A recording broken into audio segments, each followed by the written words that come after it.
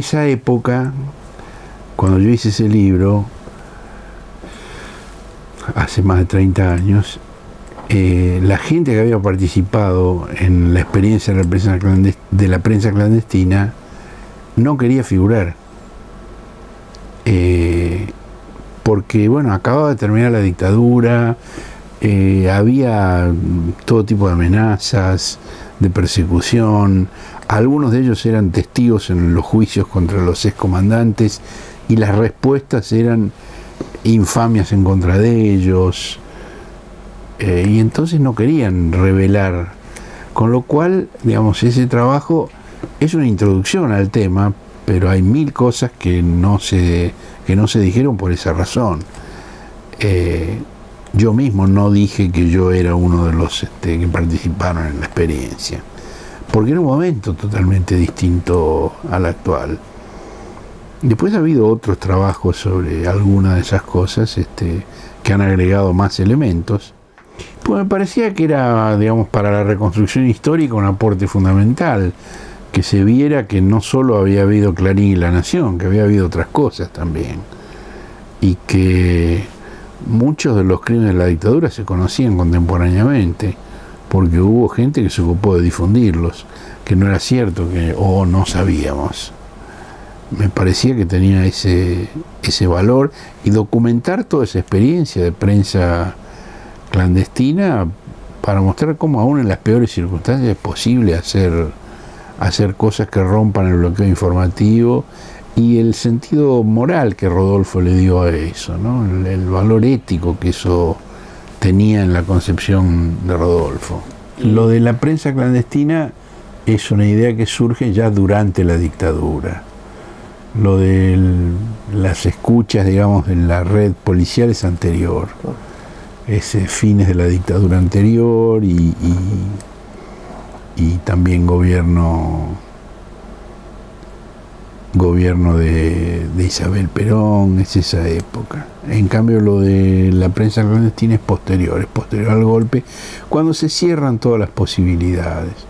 Hay uno de los escritos de Rodolfo donde él cuenta cuando él fue a ver la redacción de la revista Información, que estaba preparando Montoneros, que iba a dirigir nuestro amigo Paco Urondo, y él vio que se estaba montando una redacción legal en un lugar conocido, con mucha gente, y dijo, y esto es para otra etapa. Ahora viene una etapa donde, si estamos previendo que va a venir un golpe represivo, no tiene sentido tener una redacción a la calle, hay que preparar otro tipo de instrumentos.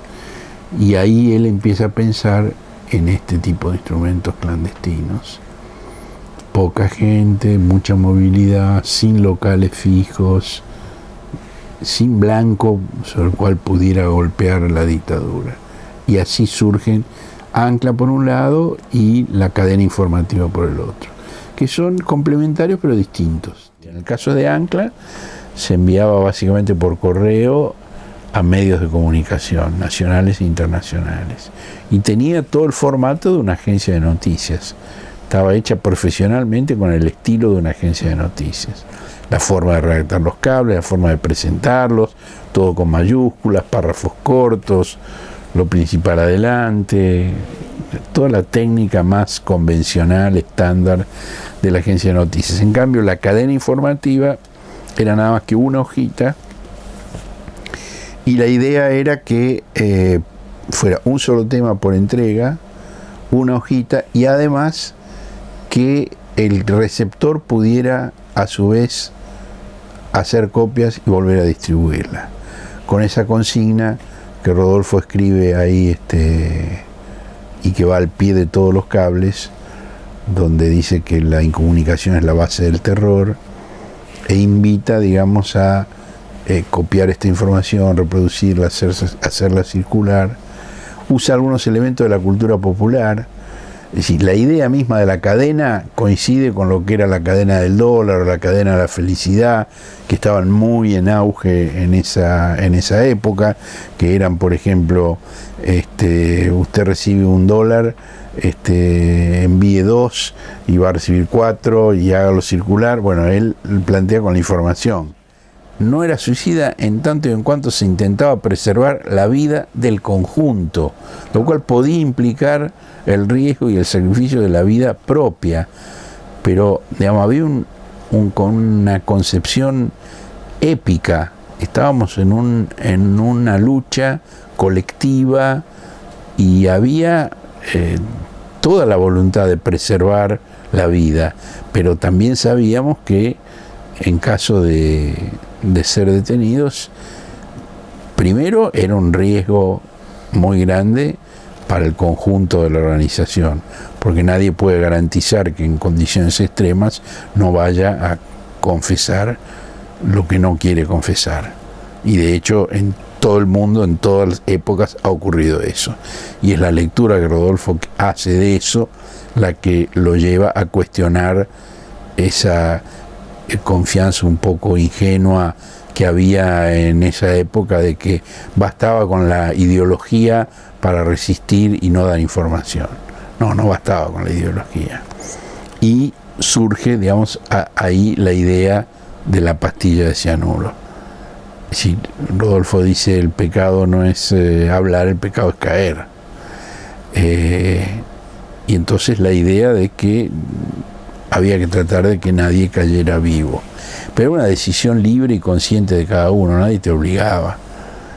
No, además sabíamos las cosas horribles que les hacían a la gente que caía. Cadena informativa es uno de los instrumentos que está creando el pueblo argentino para romper el bloqueo de la información. Cadena informativa puede ser usted mismo. Un instrumento para que usted se libere del terror y libere a otros del terror. Reproduzca esta información. Hágala circular por los medios a su alcance. A mano, a máquina, a mimeógrafo. Mande copias a sus amigos. 9 de cada 10 las estarán esperando. Millones quieren ser informados. El terror se basa en la incomunicación. Rompa el aislamiento. Vuelva a sentir la satisfacción moral de un acto de libertad.